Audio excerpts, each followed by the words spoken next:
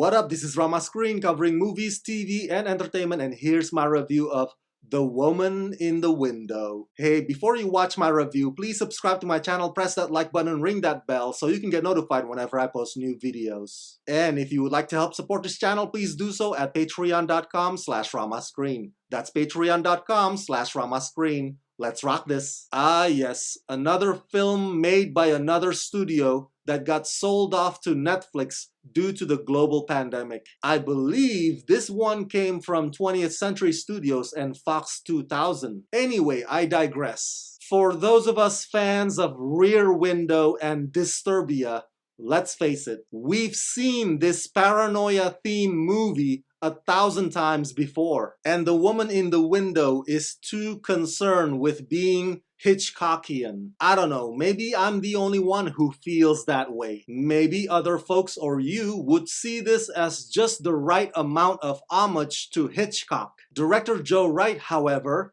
did infuse some interesting artistry to illustrate trauma. At times, it has the impression of a stage play, but with heightened senses. And the performances of all the actors across the board are pretty solid, even if Gary Oldman doesn't have a lot of scenes. But the film seems comfortable staying within the bounds of what's familiar. I keep waiting and waiting to see the fresh spin it might have, but it never shows. There are moments that keep me alert, but overall, just like Amy's character, this is one psychological thriller that doesn't want to come out of its shell. Based on A.J. Finn's novel, scripted by Tracy Letts and directed by Joe Wright, in The Woman in the Window, Amy Adams plays Anna Fox, an agoraphobic child psychologist who finds herself keeping tabs on the picture-perfect family across the street through her windows of her New York City brownstone.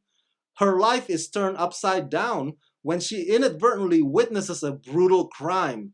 Co-starring Gary Oldman, Anthony Mackie, Wyatt Russell, Brian Tyree Henry, Jennifer Jason Leigh, and Julianne Moore. Fun side note, those of us fans of The Falcon and the Winter Soldier, which ended its run last month, seeing both Wyatt Russell and Anthony Mackie in The Woman in the Window, you can't help but shout at the screen, "Hey, it's John Walker and the Falcon, aka New Cap." Come on, I can't be the only one geeking out about that. But back to the film. In all honesty, Amy Adams is the only reason I sat through all the way to the end. She plays Anna with incredible nuances. Tragedy, fear, mental illness. Anna is barely holding on, barely keeping it together, and Amy doesn't miss a mark. Joe Wright also has a peculiar way of positioning Amy Adams in relation to the other characters